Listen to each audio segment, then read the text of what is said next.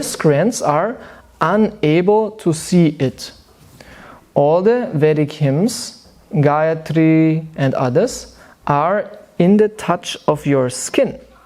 In your bodily hairs is the kusha grass, and in your eyes is the clarified butter, and in your 4 legs are the 4 kinds of fruitive activities. Purport. There is a class of miscreants who are known in the words of Bhagavad Gita as Vedavadi, or so-called strict followers. Was los?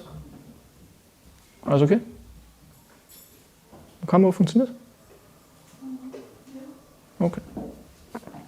So, there is a class of miscreants who are known as, in the words of Bhagavad Gita, Vedavadi, or so-called strict followers of the Vedas. They do not believe in the incarnation of the Lord. What to speak of the Lord's incarnation as the worshipable hawk? The worshipable hawk. Wow. The worshipable hawk. They describe worship of the different forms or incarnations of the Lord as anthropomorphism. In the estimation of Srimad Bhagavatam, these men are miscreants, and in Bhagavad Gita 7.15 they are called not only miscreants but also fools and the lowest of mankind. And it is said that their knowledge has been plundered by illusion to their atheistic temperament. For such condemned persons, the Lord's incarnation as the gigantic hawk is invisible. These strict followers of the Vedas, who despise the eternal forms of the Lord, may know from Srimad Bhagavatam that such incarnations are personified forms of the Vedas. Lord Boar's skin, his eyes, and his bodily hair holes are all described here as different parts of the Vedas.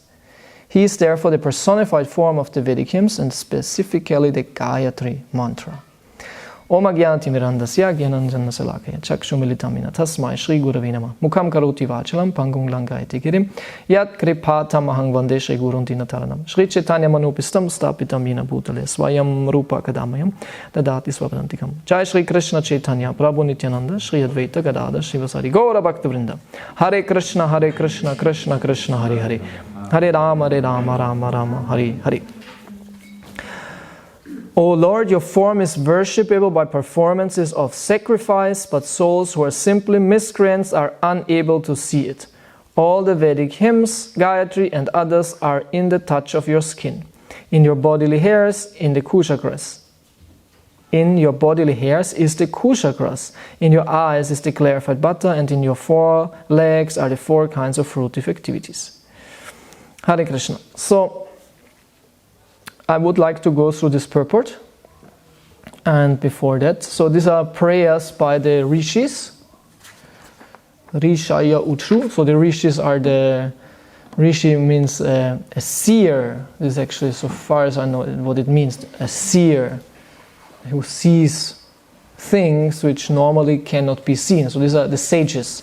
The sages have higher knowledge, higher consciousness. This is a sage, has more understanding, it's more intelligent than the common people. And he has even referred to the common people as the dushkrit atmana, those who act very bad, who are probably miscreants. And they cannot understand. They don't want to understand. So the sages, they are those who are qualified to get in contact, get in touch with Krishna. Either in this situation, when he comes personally, then they are the ones who are qualified to approach the Lord and to speak with him, not any guy, so to say. Yeah, if the mayor comes, or if there is a state reception of a president, right, it's not some guy from the street who will receive him. There will be a very qualified person, either the leader of the state or some other dignified person who will receive the special guest, the guest of honor. It's an insult if you send nobody to greet, right, the president or something. It's an insult to the person. So in the same way, when Krishna appears, if some unqualified person would speak to him, it wouldn't be proper. So the sages, the brahmanas, are always those who are qualified, who are allowed. And not just in a situation like this, when the Lord appears personally, but also when there is a yajna, where there is worship. Yeah, it's not everyone can do that. In the Vedic civilization, this was very, very strict, isn't it? It was very strict. That's the reason why this verse from the Bhagavatam, where it said, those who chant the holy name, even though they are dog eaters, they are from dog eater families, they are immediately qualified to do worship as the Brahmanas do.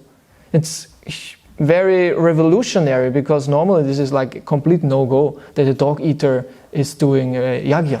This is not possible. But the holy name qualifies him. So this is exception. But there you can see this conflict. So these rishis, they speak now the Lord Varaha is appearing in this huge form in the sky, and they are approaching him with these wonderful prayers. And Prabhupada in the purport speaks about the miscreants at first. So there's a class of miscreants who are known in the words of Bhagavad Gita as Vedavadi, or so-called strict followers of the Vedas. They do not believe in the incarnation of the Lord. What to speak of the Lord's incarnation as the worshipable hawk? So there are different kinds of these Vedavadis. It seems to me that Prabhupada refers to like the modern Vedavadis, because in ancient time the Karma Kandis or Vedavadis, they had no problem with avatars or appearances of the Lord. This was not the issue. Their focus was just to get good karma. Their whole life was to collect good karma. And in one sense, it's understandable. If you don't know anything else, and suddenly you know about karma, you think, wow, I can fix my destiny. And I know in next life it will be really amazing if I do this, and if I do this, and if I do this. And they're completely absorbed in that to collect tremendous good karma. And they find out what yagya is very good, and then they do it. And they know in next life it will be amazing. I will be powerful, and rich, and beautiful, and influential, and intelligent. And they invest, so to say. They invest in their future happiness. In one sense, it's not stupid. It's smart. Why not?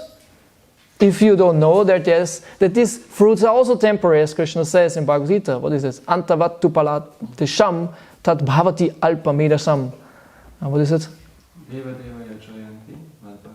Matbhakta yanti mam api. Yeah. Where Krishna says, this unintelligent, they worship, they do something for fruits which are temporary. Antavattu palam tesham. They are fruits that what they get, it is temporary. It will go away. You invest so much and you enjoy like anything, but very soon you will die and it's over. The whole game is over again. And you have to follow the cycle again and try it again. So in that sense, it's not smart. Just from a material point of view, it's smart. Like everyone who knows that we are in very insecure times, and it can happen that tomorrow your money has no value anymore. So they have to understand, how can I save my money? How can I save my value? How can I save, So they invest and they find out, and it's important. You have to take care. It's intelligent. But from another point of view, you can say, who cares? From another point, who cares? I will not take my gold or silver or bitcoins or money or houses. I will not take them with me after this life. Who cares? But this is not smart. This is not good. Because as long as you have the life, you have to take care of the things. Okay, if you're completely renounced or you have nothing. So all glories to those who have nothing. They don't have so much stress. So it's actually it's an luxury to have nothing and be happy. This is luxury, because either you have a lot and you're not happy because you have to worry all the time about it, or you have nothing and you're not happy because you want to have something. So it's a luxury to have nothing and be completely content. How can that be? Only if someone is Atmaram, has a higher pleasure. He doesn't need anything. It's not that he, because he doesn't need anything. He's happy because he doesn't need it, right? So this is luxury, desirelessness, right? So, but as long as we are not like that, we have to take care about certain things. But a devotee understands, okay, there is some higher goal, and ultimately, I shouldn't worry too much about the material things. I should be detached. So so this karma kanda, they collect, and you can see even in the Bhagavatam there's like Bharat Maharaj. Bharat Maharaj is the son of Rishabdev, and he was extremely influential, powerful, and pious, and he did all yagyas. It said he did all yagyas you can do, either fully or partially. He did all yagyas to. So why was he doing it? He was a pure devotee, right? Why was he doing that? So you see all the kings of the Bhagavatam always do the yagyas. Okay, they do it not for karma kanda, they do it to please Krishna. It's different. It's not that they want to have something, they just want to please the Lord, and this was the way how they were pleasing the Lord at that time. It's yagyas. Actually, it's interesting, Bharat Maharaj, he was so powerful. Nowadays also, still, maybe it's still like that, but in pre-time it was a little bit more like that. If there was an influential person, they named streets after him, right? Yeah, they have so many places, like was it Karl Liebknecht Platz, I think in Berlin, or Rosa Luxemburg Platz in Berlin. Huh? You have Adolf Hitler Platz. But they all changed this, right? I heard in the Third Reich, like almost every street was called Adolf Hitler Street. Every place, every town had the Adolf Hitler Street. But after the war, they of course changed that. Because everyone, we name our street like this. Huh? So they name even cities after persons, like Karl Marx Stadt. I think it's Chemnitz, no? Chemnitz. It was called Karl Marx Stadt, but then they changed it after the DDR failed. It's changed the name of the whole city, right, from Karl Marx to Chemnitz. And but Bharat Maharaj was so influential, they named the whole earth, according to him, it's called Bharatvarsha, because of this one person. Imagine, you become so powerful, yeah, that they name the whole world after you. The whole world has your name. Yeah, so it was Bharatvarsha. It's not like Earth in this sense, it's a part of Jambudvipa. So, the miscreants. So these are those who want to just have good karma. And then the other ones, which Prabhupada, as I said, seems to refer to, because there was a group of, there was a movement starting from Bengal in Prabhupada's time. They were the Arya Samaj, there were two, the Brahmo Samaj and Arya Samaj, and I don't know who split it then from whom, and who was the founder, I don't know all the details. But their basic point was that the Puranas, like they accepted Vedic scriptures, and they preached on base of that, but they were from like an British educated background, and they wanted to make a bridge between their heritage of Vedic knowledge and like the new scholars, new rational thinkers, more of the Western type. So, and they saw actually we have something what can really work. And we have philosophy, we have the Upanishads, and this we accept. But the Puranas and all the stories of the demigods and God has a form, and this we don't accept. And they divided, so to say, the Shastra. But they were not so much into Karma Kanda actually. They were more like Gyanis. So, and Prabhupada mentions here that they describe worship of different forms or incarnations of the Lord as anthropomorphism. Does everyone know what the word anthropomorphism means? Prabhupada kind of quotes it, mentioned a couple of times. He says, it's not zoomorphism or anthropomorphism. Someone knows what it means? No? You should know, Prabhupada, it's one of Prabhupada's sayings. Anthropomorphism meaning, morph means like the form. And anthros, yeah, it's from Greek actually, it's a human. So, and Prabhupada says zoomorphism, it's like the same, but with so it means animals. And it means that anthropomorphism means actually that you make something into human. To humanize something, and especially God. So, the humans, because we are humans, we see the world through a human point of view, and we humanize things, we personalize things. And this is what happened And this is the reason why God has human traits, personal tendencies. Because we were categorizing or trying to solve the mystery of the great unknown in our terms. And so man created a God, so to say, especially a personal God. And this is called anthropomorphism. But it's not only with the divinity, it's with all kinds of things. Like you have children movies, and there the animals become very human, right? Very personal. They're not behaving like, Biene Maya doesn't behave like a bee, right? She's more behaving like a human. or there's this movie, I think it's Toy Story, right? These toys, they become, they're very, this Buzzer, what's this name, right? He's Buzz Lightyear. Thank you. Quick, huh? So he is not, it's not like some dead toy. He is very personal and has a character. Or yes, Tara. Or Pink Panda.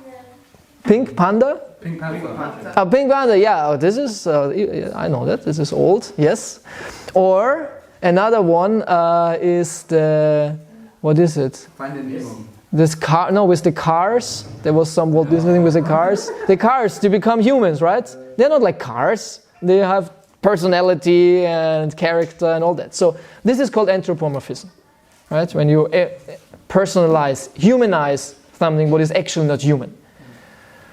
So, and they say this is like a psychological tendency, that the humans want to relate to their environment in a way and make it approachable through humanizing. It's like an ancient, it happened like way before, the modern psychology developed, when man was still riddling with the mysteries of world.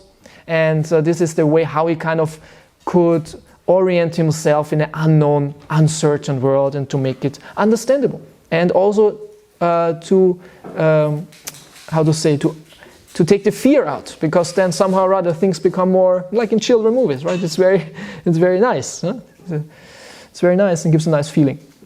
So that's not just the supreme divine became a person, also the sub-divinities or demigods.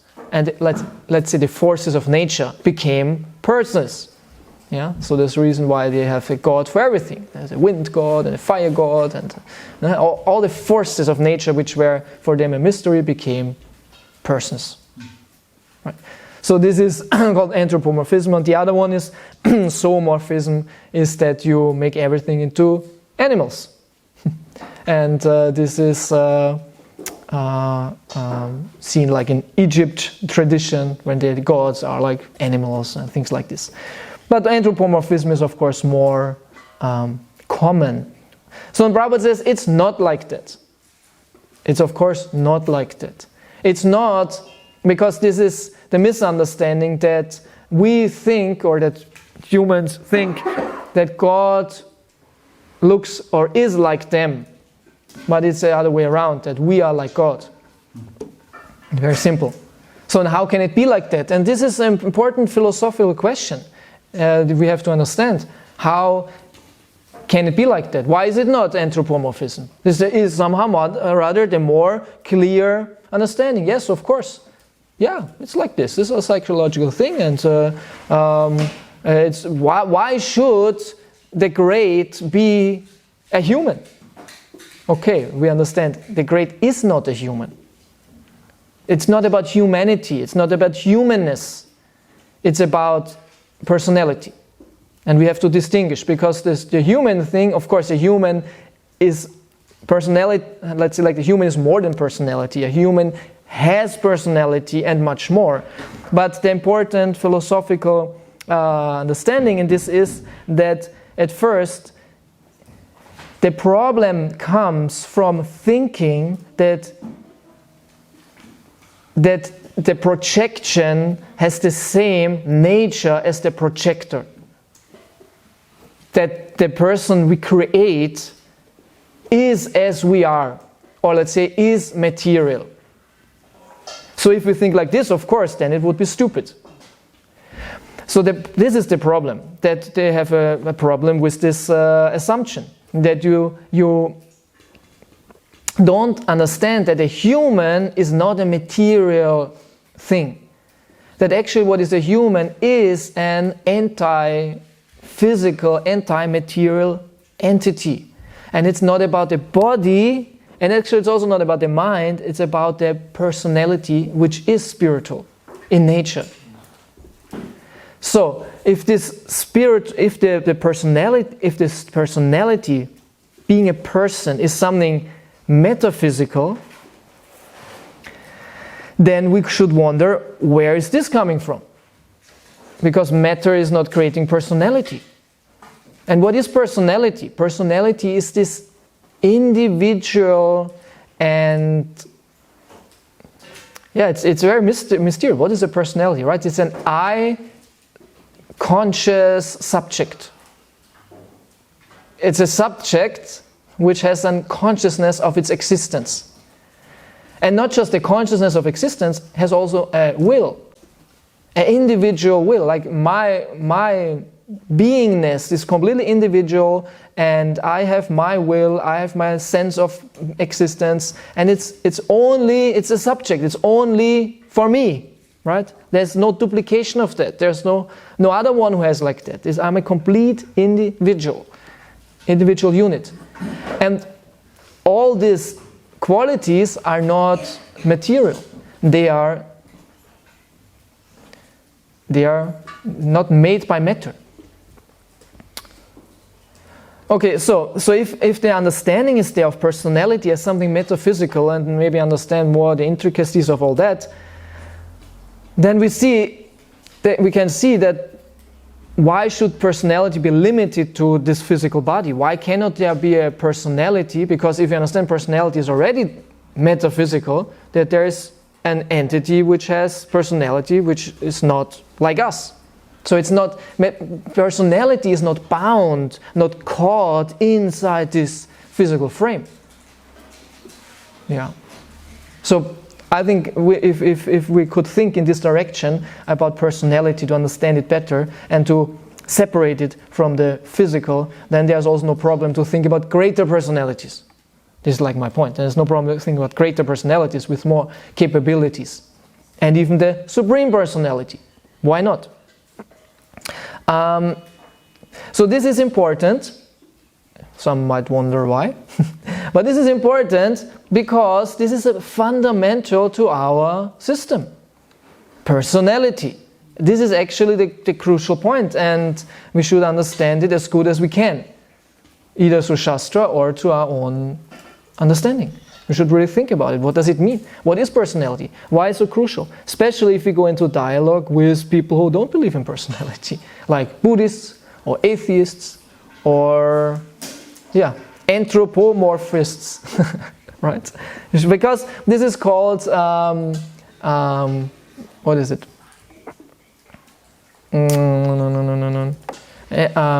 No, I'm standing on it. Ich stehe auf der Leitung. Kommt nichts durch. I'm staying on the current of remembrance. I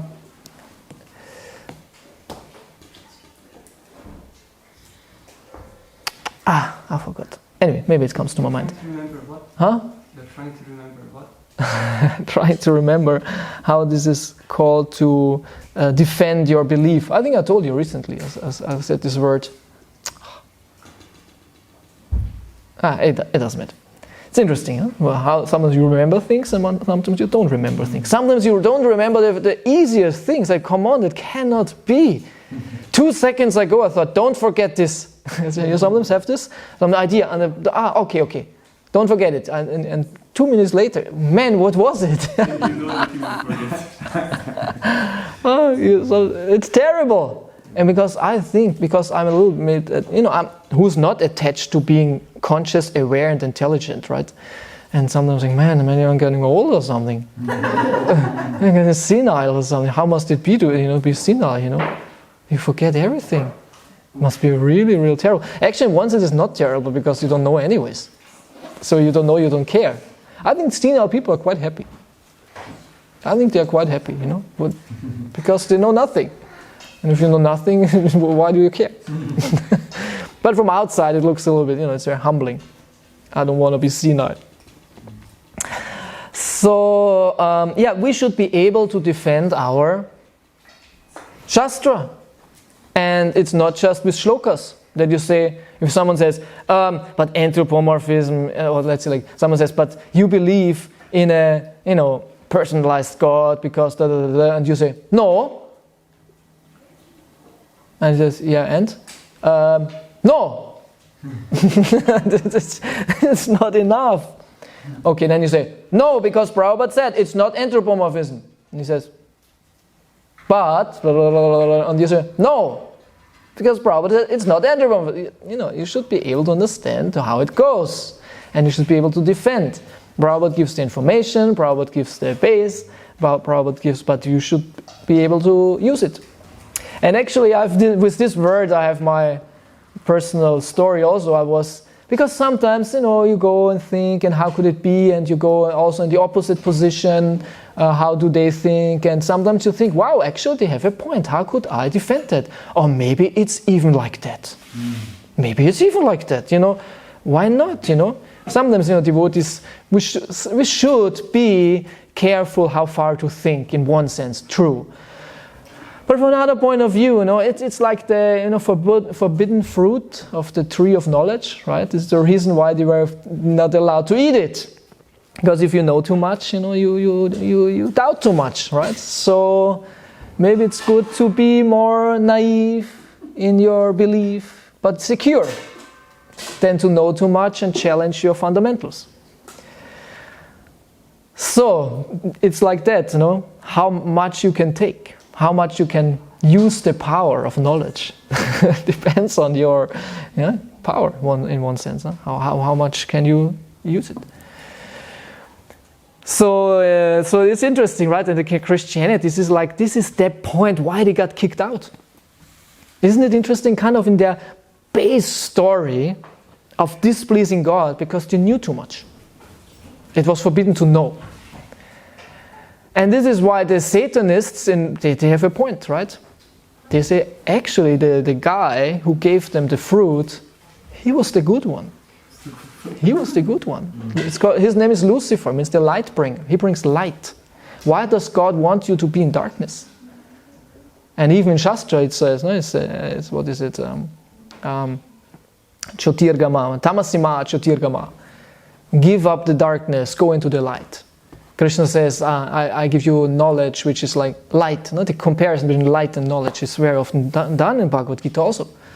Nasayami Atma Bhavastu Jnana Dipena Pasuta. Jnana Dipa. I'm the light, the flame of knowledge, which dispels the darkness born of ignorance in your heart. So actually he was the good guy. And it's all in conspiracy. So the Satanists are the good ones.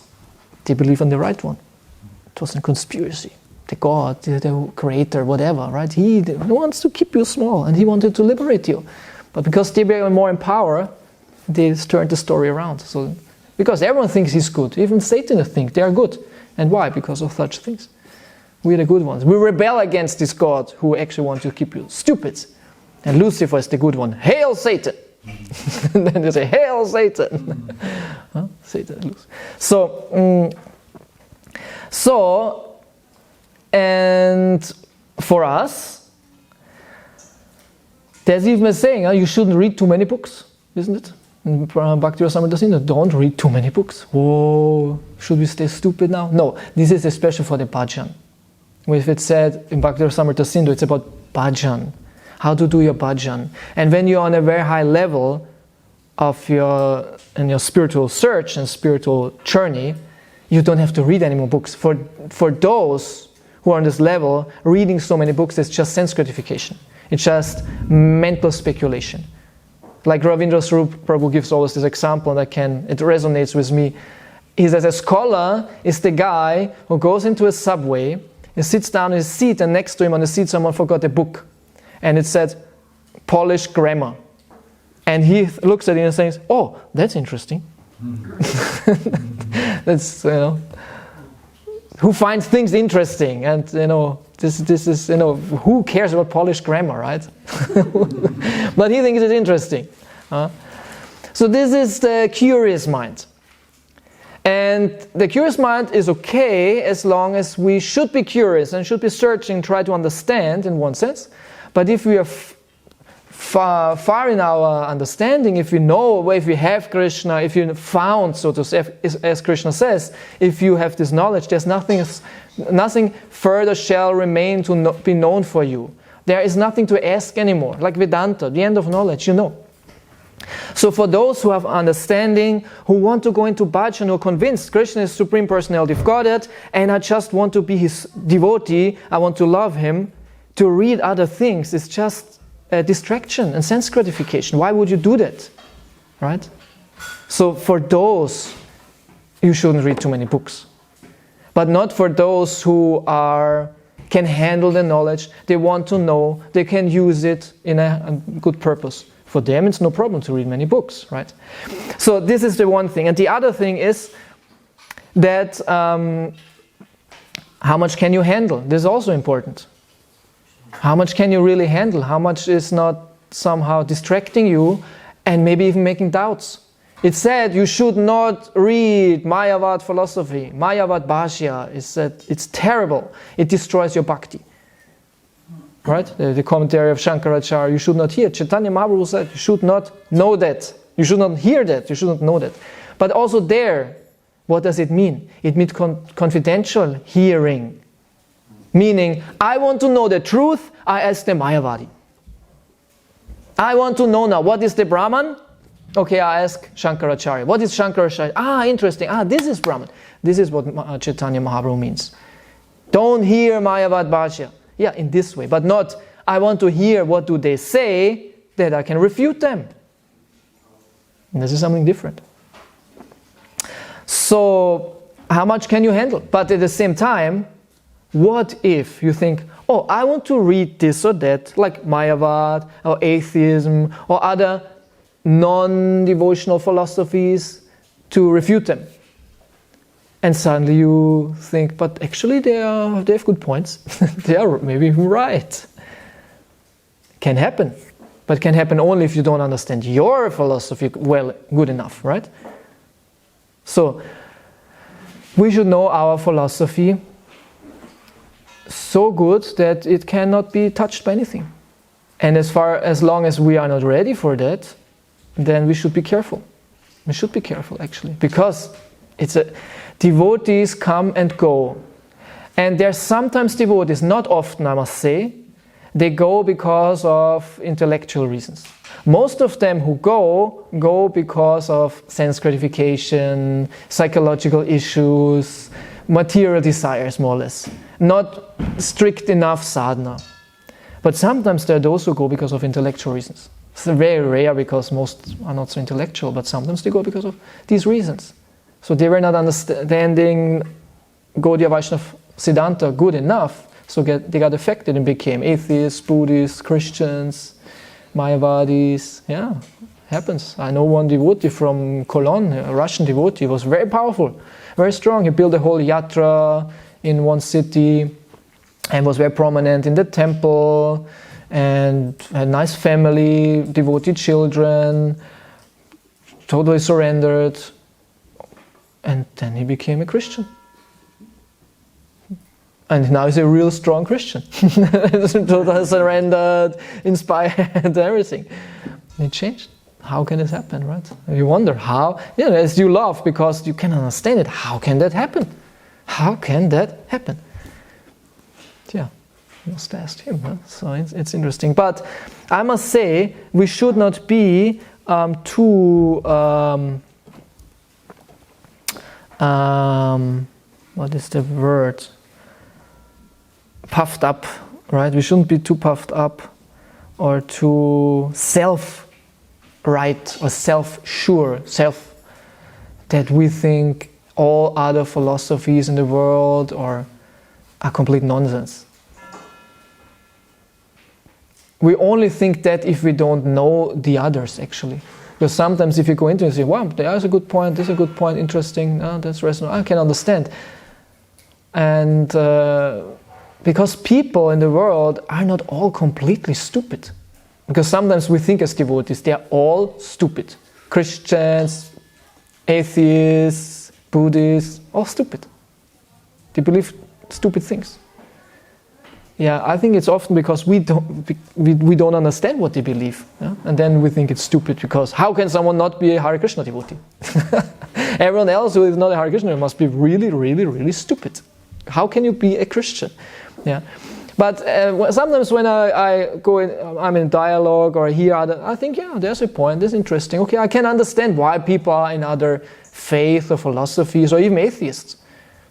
But it's not because their philosophies they have some good points, but they don't know enough. There's more to add. So we have to know also how we can add or help to bring them to better understanding. Like, simple example, 1 + 1 is 2. Yes, right. But there is also higher mathematics. So sometimes I think like this atheists or Buddhists or Christians, it's like, of course this sounds not a little bit puffed up maybe, but this is like, basic, very simple philosophies at times, right? And Gaudiya Vaishnavism is the supreme philosophy. But it's not that they are wrong, they just have only parts of it. Very often they have just parts of it. Like Chaitanya Mahaprabhu, he came to unite the 4 sampradayas. Yeah, so he acknowledged the other sampradayas. Of course they are Vaishnavas. But even Mayavad is in our tradition. How is it? Yeah, we say everything is one. Everything is one and different. So this oneness, we have it also. But there's another point to it. So also atheism. We have also atheism. How? Yeah, those who are in Maya don't believe in God. So there's a point to atheism too. It's a part of the whole. So I would say Gaudiya Vaishnava tradition has all the philosophies, even Buddhist and whatever. We have to just see where. And then if you can see, okay, they have a point. There's some truth in it. Sometimes it's very slight. But still there. So we can build on that and try to add and help them to get to a high understanding. Then just say it's all nonsense and it's all wrong. Of course it's nonsense and wrong when it's seen absolute. When it's said, this is it, right? This is the whole thing. And this is the problem. This is fanatic. This is, if they blow it up and see this is the complete thing already. Anyway, so, how much can we take? How much knowledge can we really understand to be not undermined, and at the same time how much can we use it, when is it necessary? And of course it's the best if we are on a platform where everything else is just not interesting anymore to us. It's just not interesting. We just want to be devotees of Krishna. Why do I have to know this or that? Why? What does it have to do with Krishna? What does it do with Bhakti? What does it do with Vrindavan? Yeah, if we are on that platform, perfect, best. You don't care about anything else. Yes, and you can even, and then you might say, or my mind would say, but I have to know that because I'm preaching. I have to know that because I'm preaching. So I have to know it. I have a justification to go into this and that. But actually, if it depends all on our consciousness, on our heart. If my interests, my consciousness, my being is still invested in other things, in one sense I have to use it. I cannot say, okay, it's nonsense, it's Maya, I shouldn't. No. I have to use it, but in a Krishna conscious way. Now, if I have a scholar mind like this, you cannot stop the scholar of thinking Polish grammar is interesting. Let him study Polish and preach in Polish language. Right? Why not? Or whatever. You cannot stop him. There's like an urge. For a scholar, it's an intellectual urge. And the scholars have to be put into the right frame. The scholar mind has to put in the right frame. Then it's very effective and it's very good. So depending where we are. But if this is not of our interest anymore, it's not that we have to be scholars like that. It would be terrible. Tell a Shudra to study Polish. Right? Terrible. So, where are we? And if we are already on this Bhakti platform, this is one of the points I wanted to make actually originally, the Bhakti and Brahmana, or Bhakta and Brahmana. But if we are on the Bhakti platform where these things are just not interesting anymore to us, we don't have to learn it. And you should not think, oh, I have to start because I'm preaching, and what if this opposition comes and I have to be prepared? Actually not, if it's not your interest, because that what you preach, it will attract certain people. And I see this really in my work now. Because sometimes I think I have to know this and that, and what is the target group? If my target group are atheists, I have to know it inside out. If my target group are Christians, I have to know their whole Bible, of course. My target group are not Christians and not atheists. And I'm very happy about that. I'm very happy about it. Don't have to hang out with atheists and argue on their points all day long, or Satanists, or whatever. Right? And I see that you find your audience according to your style of preaching, and your style of preaching is a manifestation of what is your heart, so to say. Where is your interest? What is really... And you find, and I see it in my work, there are so many people who are interested in this way and style how I communicate, and I can be very direct and very pure and very nice, and I'm happy, and I can be on this level in one sense, don't read any other books. And they would even not like it, say, why are you bringing up this now? We want to hear about Krishna, we want to hear about Bhagavatam, right? So depending on your nature, you should preach, and according to that you will find the audience, and then you can help them. This is my experience actually, because in the past I was thinking I have to know this and I have to know that and go into it. Of course, some things we have to know, and to some degree we have to go, but also only as far as our interest goes, so to say. And now I can see I can preach in a very direct and pure way and find tons of people who are listening and and they are not saying, but you don't know about this and that, right? So this is interesting. I find this interesting because some devotees now, they contacted me, also some kind of preachers, and they said, one person recently said to me, I want to do now as you do. I was doing so many years kind of a bridge preaching thing, and I don't want to do this anymore. I want to, like direct and Bhagavatam and Bhakti, and sometimes I think, yeah, of course. Yeah, of course. Like it's not working if you would do like that. Sometimes some devotees, they are like amazed. Wow, you're preaching so direct and with so much success and so nice, as if this is something astonishing. That if you want to preach, you have to do it in a bridge way. This is how you do it nowadays. If you're not doing like this, you cannot be successful. Like, no. It's weird somehow, sometimes, what is thought. Yeah. Okay, this was actually not so much what I wanted to talk about. Actually, I didn't know anyway what I wanted to talk about. Very often it's like this. So, but in the end, so what I want to... so, one thing in the end, the power of Bhakti. Here, the Brahmanas are approaching the Lord. And these are those who are qualified, who are allowed. But then there's an exception, which I mentioned in the beginning. Who else can approach the Lord besides the Brahmanas? Besides the Brahmanas, nobody can approach, except one, is the Bhakta. And Bhakta, or Bhakti, stands above everything else. And because Bhakti is not so regulated in one sense, as it's said in Bhagavatam, if you are a dog eater and you chant the holy name, meaning you are Bhakta, you are higher than a Brahmana. And if the caste conscious people don't understand Bhakti, this comes into conflict, and always came into conflict. Because Bhakti is overruling all the regulations. Right? Haridas Thakur, wonderful example, they were fried. Especially one guy, what's his name? Gopal Chapala or something? Chapala? One guy, huh? When Advaita Acharya gave the first offering, when there was the Shraddha ceremony of Advaita Acharya's father, and the first offering should be given to the best in the assembly. And Advaita Acharya was a Acharya. He was very influential at his time. And so many very influential, powerful and aristocratic people came. It was an assembly of very elevated, distinguished people. And then there was this first offering.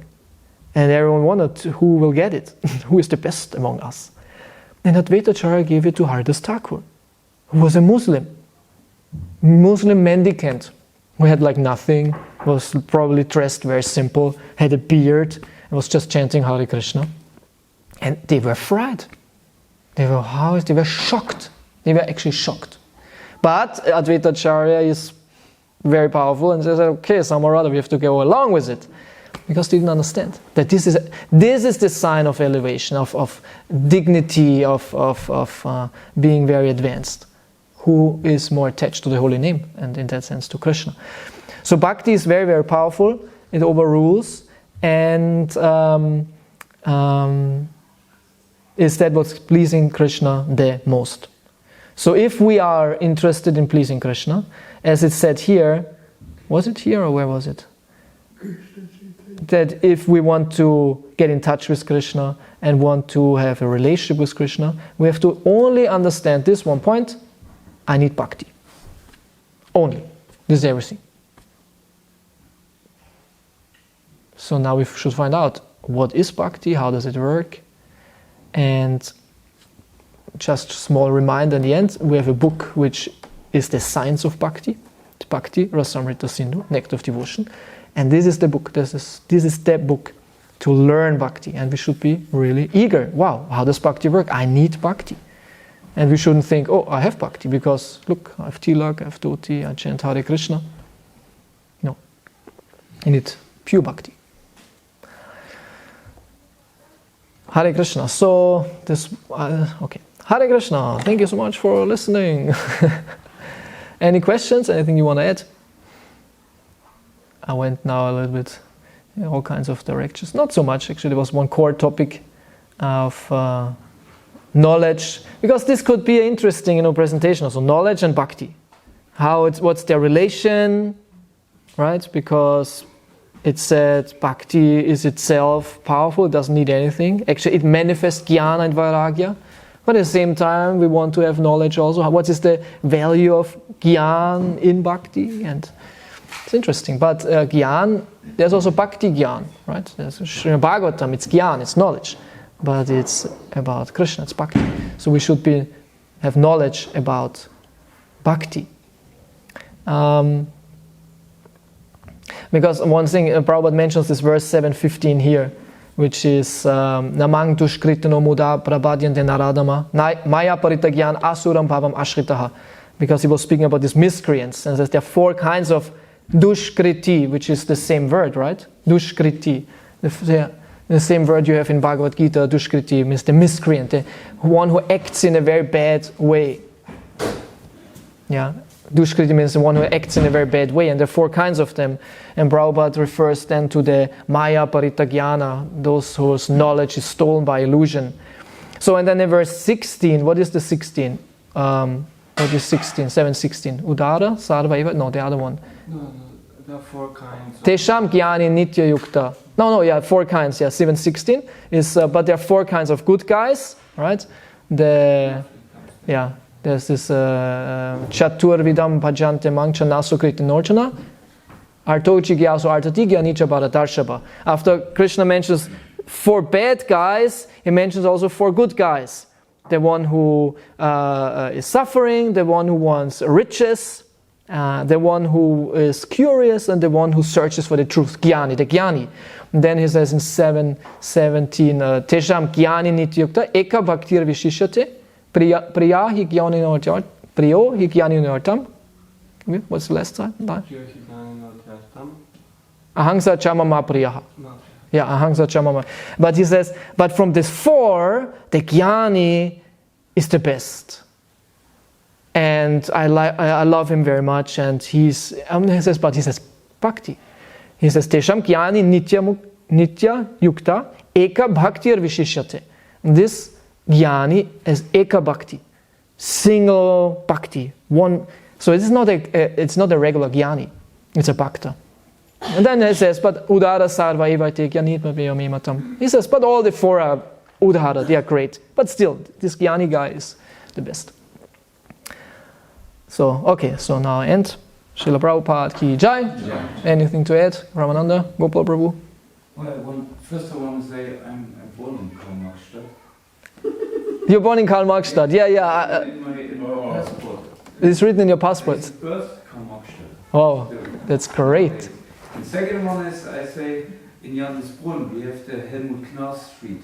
Helmut Knaus Street, yes. Yeah. So they follow, in Johannesbrunn, Vedic culture because of Yes. And the other thing is, what you said about this Russian devotee, or that you change your faith, and you said it has something to do with not understanding our philosophy. What's the second one? Sent in German, not like material science. Oh, the one is that we change is because often that we go away more or less. We go away because of sense gratification, or material desires. Yeah, but I would like to add one thing, and I think it has lots to do with the association, because Tattva also always follows to rasa. So if the association is somehow disturbed, and you find another association, then you can adjust to the tattva because the rasa isn't there anymore. Yeah. So if there's some disturbance in the community, and you find a community, you feel more welcome, yes, or whatever, then this can happen, and then you change, and you can focus on the philosophy. Although from our point of view, what is, as you said, sometimes a little bit puffed up, we say how you can accept such a philosophy. Right. The rasa is there. Yeah. That's a very good point. So there can be many different reasons why we leave, and this is one, like social reason, relationships, and sometimes there are groups which fulfill your needs better, and they might suddenly be Christians. But then you were not leaving because of lack of philosophy, but lack of emotional satisfaction, which was not fulfilled in the Hare Krishna movement. Yeah, that's a good point. So in the Hare Krishna movement, in your sangha, in your community, yeah, right. The Hare Krishna movement would be too big in your community. Yeah, that's a good point. So we should really try to fulfill all the desires of the members. Of course, not Maya desires. It's not that, okay, then if I don't get my movie every evening, I go. So, but yeah, we have to have very good sangha in Vaishnava sangha, because in the end, bhakti overrules, fulfills all desires. If you are nicely situated in devotional service, there is no question anymore of material desires.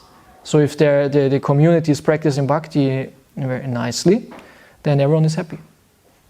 So, and if community doesn't practice bhakti, of course, material desires come out. And then the community members have different material desires, and if the community doesn't provide that, then they leave. Or the whole community becomes a Maya community, because we have to fulfill all our material desires, and then we stay. And we're just painted like Hare Krishnas, but not practicing. So it's a whole group dynamic, huh? Well, yeah, but it could be even that it looks like they're following bhakti, but there's still some traces of maybe Mayavadi philosophy. Yeah. What is openly preached. What's not openly from preached? The leaders in this What's not openly preached? Huh? What is openly or not open? It's openly preached, but it looks like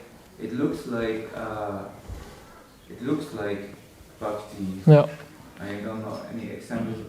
For example, there's a community. We had this before somewhere.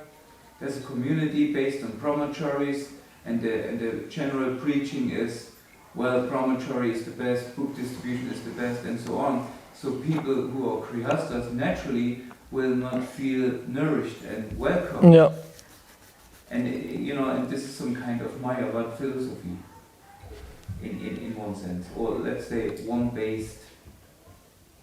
So solution is to have a very good leadership, and this is always the point. And it's a good leadership and a good sangha, and then there's no problem.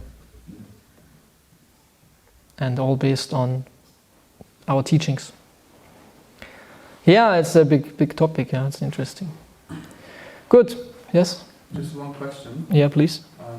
You mentioned about where personality comes from in your class, and I was thinking about it, and how do we? Because obviously when I think about my personality, it's my conditioned nature, right? Like based on my likes and my material mind.